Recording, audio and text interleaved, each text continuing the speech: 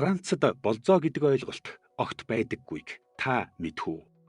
Америк кинон дээр гардаг шиг эхлээд оройн хоолнд ороод дараа нь кино үзээд бие биенээ таньж мэддэг үе шат Парис хотод огт байхгүй.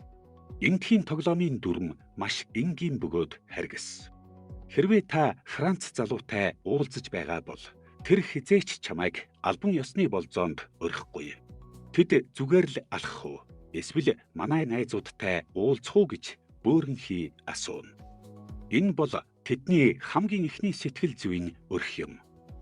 Хамгийн их анхаарах ёстой зүйл бол үнсэлт. Бусад оронд үнсэлцэх нь зүгээр л таалагдсанаа илэрхийлэх хэлбэр байдаг бол Францад энэ нь гэрээ байгуулсантай ижил. Хэрвээ та хоёрын уруул нийлсэн л бол баяр хүргэе чи албан ёсоор түүний найз бүсгүй боллоо гэсэн үг. Энд бид үерхэж байгаа юу гэж асуух нь хамгийн тэнэг хэрэгт тооцогддог бөгөөд үүнийг ярьсан хүнийг хэтэрхий хүүхдээрээ гинэн гэж шоолдог. Америкчууд шиг зэрэг 5 хүнтэй болцож байгаад нэгийг нь сонгодог соёл энд байхгүй. Нэг л үнсэлт тэгээд л чи дөнгөлөгдлөө гэсэн үг. Бас нэг галзуу баримт хэлье. Франц эрчүүд зүгээр нэг хөөхөн эсвэл ээлдэг хүүхнүүдэд дурлдаггүй. Тэднийг татах гол зэвсэг бол зөрүүд зам болон оюуны дайн юм.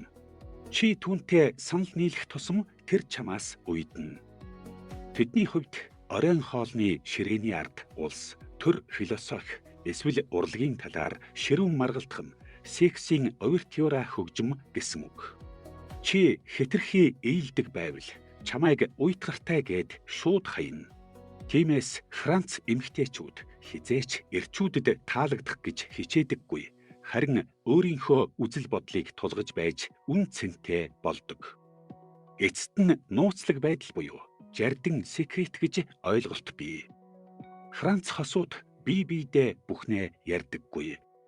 Утасны нууц үгээ хизээч хуваалцдаггүй. Тэднийхээр бол хосуудын дунд нууц байхгүй бол хүсэл тачаал үхдэг. Тиймээс л Франц хүмүүс гэрэлсэн ч гэсэн өөрийн гэсэн нууц ертөнцтэй байхыг эрхэмлдэг бөгөөд үүнийгээ хувийн орон зай гэж нэрлэдэг. Энэ нь магадгүй араар тавилтыг хүлээн зөвшөөрдөг соёлынх нь суурь байж магадгүй юм. Хэрв танд Парисын энэ бодит дүр зураг таалагдсан бол дараагийн бичлэгийг хүлээгээрэй.